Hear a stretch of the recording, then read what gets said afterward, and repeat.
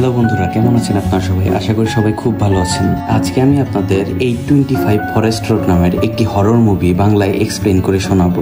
গল্পের শুরুতে আমরা একটি ছেলেকে দেখতে পাই যে অনেক টাকা খরচ করে একটি বাড়ি কিনেছিল, কিন্তু তার বাড়ির দুর্দশা দেখে সে খুবই হতাশাগ্রস্ত, কেননা বাড়ির ছাদ বেয়ে জল গড়াচ্ছিল এবং সে এই দৃশ্য থেকে সেটার ছবি তুলে সেই প্রপার্টির এজেন্টকে পাঠিয়ে দেয়। এরপরে সে তার স্ত্রী মারিয়ার রুমে চলে যায় এই বিষয়টি দেখার জন্য যে সেখান দিয়েও জল গড়াচ্ছে কিনা। তার স্ত্রী একজন ফ্যাশন ডিজাইনার ছিল এবং সে তখন ভিডিও কলে তার বান্ধবীদের সাথে কথা বলছিল, কিন্তু তার স্ত্রীর রুমটি সম্পূর্ণরূপে শুকনো ছিল এবং জলের কোনো অস্তিত্ব ছিল না। এরপর এই ছেলেটির নজর একটি মডেল ডামের দিকে পড়ে এবং তার স্ত্রী সেই মডেলটিকে খুবই পছন্দ করত, যার জন্য সেটি পুরাতন হওয়া সত্ত্বেও সে এই বাড়িতে সেটিকে নিয়ে এসেছে এবং ছেলেটি বাড়ির বাইরে চলে যায় এটা দেখার জন্য যে বাড়ির বাইরেও এই ধরনের কোনো সমস্যা হচ্ছে কিনা। তখনই সেখানে একটি লোক আসে এবং সেই ছেলেটিকে জানায় যে এই বাড়িটি কিভাবে বিক্রি হলো, কেননা এই বাড়ির এর আগের মালিক আত্মহত্যা করেছিল এই বাড়িতেই। কিন্তু ছেলেটির এই ব্যাপারে কোনো ধারণাই ছিল না। এরপর সে বাড়ির ভিতরে এসে সেই লিকেজের ছবিগুলো পুনরায় চেক করছিল এবং হঠাৎ করেই সে তার ছবির ভিতর একটি শটগান দেখতে পায় এবং তার বাড়িতে কোনো হাতিয়ারই রাখা ছিল না এবং ছেলেটি হতভম্বিত হয়ে যায় যে এই অস্ত্রটি ছবির ভিতরে আসলো কোথা থেকে। এর পরের দিন সকালে ছেলেটি যখন তাদের বাগানে দেখছিল তখন সে সেই মডেলটিকে অদ্ভুতভাবে সেই বাগানের ভিতরে দেখতে পায়। তখনই সেখানে গতদিনের সেই লোকটি চলে আসে এবং তাকে বলতে থাকে, তোমার পাবলিক লাইব্রেরিতে গিয়ে এই এলাকার ইতিহাস পড়ে দেখা উচিত। এরপর দুপুরবেলা ছেলেটি একটি লাইব্রেরিতে যায় এবং অনেক খোঁজাখুঁজির পর সে এই এলাকার ইতিহাস সম্পর্কিত একটি বই খুঁজে পায়।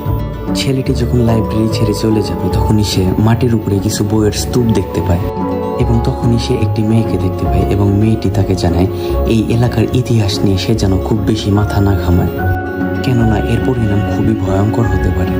কিন্তু ছেলেটি সেই মেয়েদের কথার কোনো গুরুত্ব না দিয়ে সেই বইটি নিয়ে লাইব্রেরির কাউন্টারে চলে যায়। এরপর লাইব্রেরিয়ানও সেই বইটি দেখে অবাক হয়ে যায় এবং সেও সেই ছেলেটিকে বলতে থাকে এই ব্যাপার নিয়ে তার মাথা না ঘামানোই ভালো হবে। এরপর ছেলেটি বইটি নিয়ে বাড়িতে চলে যায় এবং বইটি পড়া শুরু করে দেয়। বইটি পড়া শুরু করতে ছেলেটি বুঝতে পারে এই বইটি 1980 সালের কোনো গুপ্ত সম্মেলনের সাথে সম্পৃক্ত। কিন্তু তখনই তাদের কলিং বেল বেজে ওঠে। দরজার বাইরে ছেলেটির একজন পুরাতন স্টুডেন্ট দাঁড়িয়েছিল এবং সে এখানে টিউশনি করতে এসেছিল। তারা আসলে মিউজিকের প্রশিক্ষণ করছিল এবং মেয়েটি একটু ঘাবড়েছিল, যার জন্য সেই ছেলেটি সেই মেয়েটির জন্য কিচেন থেকে জল আনতে যায়। তখনই সে পিয়ানোতে অদ্ভুত অদ্ভুত শব্দ শুনতে পায় এবং সে মুখ ফিরে তাকাতেই দেখতে পায় তার সেই স্টুডেন্টটি রান্নাঘরে দাঁড়িয়ে আছে এবং তারা দুজনেই পিয়ানোর দিকে এগোতে থাকে যে কে আসলে এটিকে বাজাচ্ছে। কিন্তু তারা দুজনেই সেখানে পৌঁছে দেখতে পায় সবকিছুই একদম স্বাভাবিক এখানে এবং সেখানে অন্য কেউ ছিল না।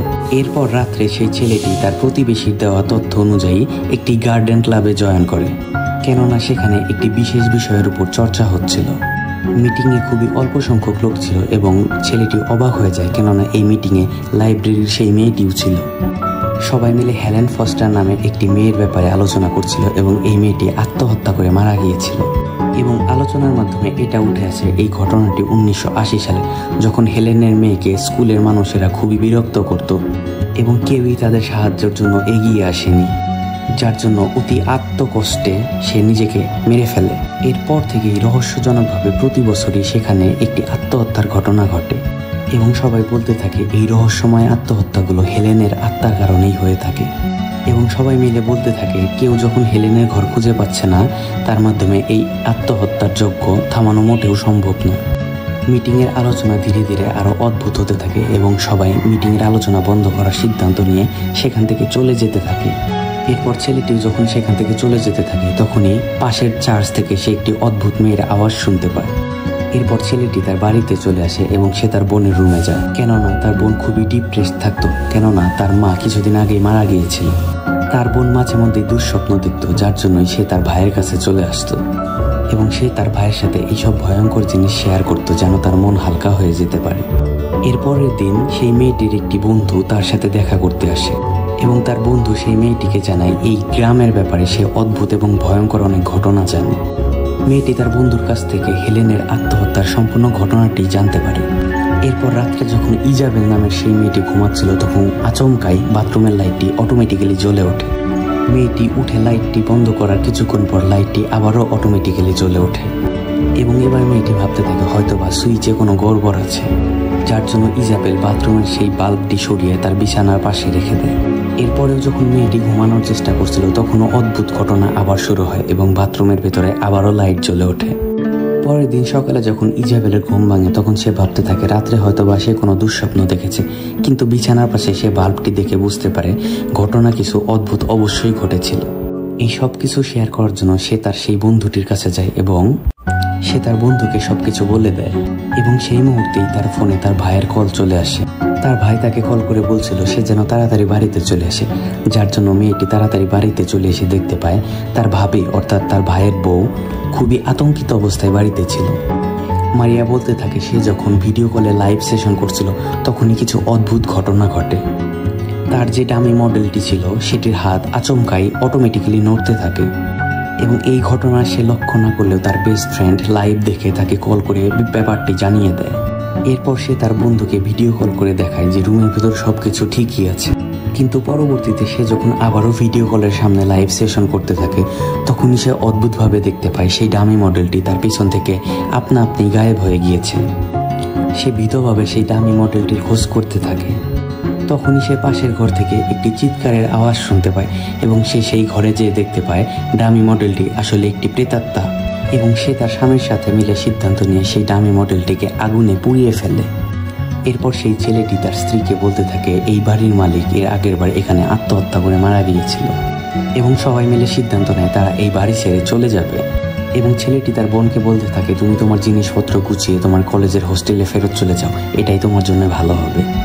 এবং মেয়েটির সাহায্য করার জন্য তার সেই ছেলে বন্ধুটিও সেখানে চলে এসেছিল। হঠাৎ করে ছেলেটির নজর একটি দেওয়ালে টানানো ছবির দিকে চলে যায় এবং সেখানে ইজাবেল নামের সেই মৃত মহিলাটি এবং তার মেয়ের ছবি টানানো ছিল। ছেলেটি ইজাবেলকে বলতে থাকে যে ছবির সাথে তোমার মায়ের বাস্তবের কোনো সম্পর্কই নেই, তোমার মাকে ছবির মতো দেখতে বাস্তবে কখনোই লাগছিল না। তখন ইজাবেল তার মায়ের মৃত্যুর ব্যাপারে সেই ছেলেটিকে জানায় এবং ছেলেটি একটি অদ্ভুত ঘটনা জানায় যে সে তার মাকে কিছুক্ষণ আগেই এই বাড়িতে ঘোরাফেরা করতে দেখেছে। এরপরেই নিচে রান্নাঘর থেকে কিছু পড়ে যাওয়ার শব্দ শুনে তারা দুজনে নিচে চলে আসে দেখার জন্য। তারা নিচে নেমে ঘরের আবহাওয়ায় অদ্ভুত পরিবর্তন দেখতে পায় এবং ছেলেটি ভয় পেয়ে কোনো একটি বাহানা দিয়ে সেই বাড়ি ছেড়ে চলে যায়। ছেলেটি চলে যাওয়ার পরে মারিয়া তার কানে অদ্ভুত ধরনের শব্দ শুনতে পায় এবং সে ভয়ে ভয়ে সামনে এগোতে থাকে। তখনই তার ভাবি চলে এসে তাকে সামলায়, কিন্তু ইজাবেল তার ভাবিকে বলতে থাকে সে এই রহস্যময় ঘটনার সমাধান করেই ছাড়বে। এরপর আচমকাই দুজনে ভয় পেয়ে যার যার রুমের ভিতরে চলে যায়। এরপরে মারিয়ার ঘরে থেকে অদ্ভুত চিৎকারের আওয়াজ শোনা যায়। ভয়ঙ্কর আত্মার হাত থেকে বাঁচার জন্য মারিয়া দৌড়ে ইজাবেলের রুমে চলে আসে এবং মারিয়ার নাক থেকে রক্ত পড়ছিল।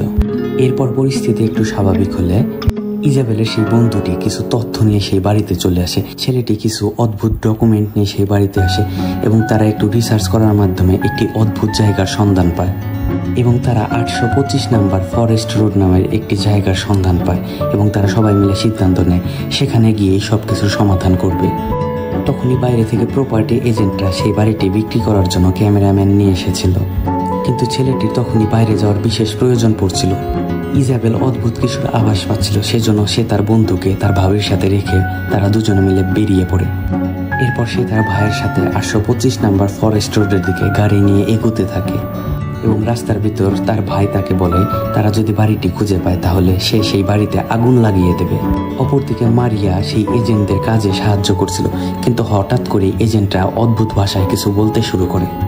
এদিকে ইজাবেল এবং তার ভাই ঘন জঙ্গলের রাস্তার ভেতর দিয়ে চলতে চলতে তারা একটি অদ্ভুত বাড়ির সামনে উপস্থিত হয়। তারা দুজনে মিলে সেই বাড়িটির ভেতরে যায় এবং দোতলায় যাওয়ার পর তারা বুঝতে পারে এই বাড়িটি তাদের বাড়িটির সাথে সম্পূর্ণরূপে মিলে যায়। তখনই ইজাবেলের পিছন দিয়ে একটি অদ্ভুত জিনিস সরে যায়। এদিকে মারিয়া যখন সে প্রপার্টি এজেন্টদের সাহায্য করছিল তখন সে তার টপিক থেকে সরে গিয়ে অদ্ভুত ব্যাপারে কথা বলতে শুরু করে এবং সে ক্যামেরার সামনে বলতে থাকে তার মেয়েকে স্কুলে সবাই অদ্ভুতভাবে ট্রিট করছিল এবং সে অনেকবার মানুষজনের কাছ থেকে সাহায্য চেয়েও ব্যর্থ হয়েছিল। আসলে মারিয়ার শরীরে সেই মৃত মানুষটির আত্মা চলে এসেছিল যে এই কথাগুলো মারিয়াকে দিয়ে বলাচ্ছিল।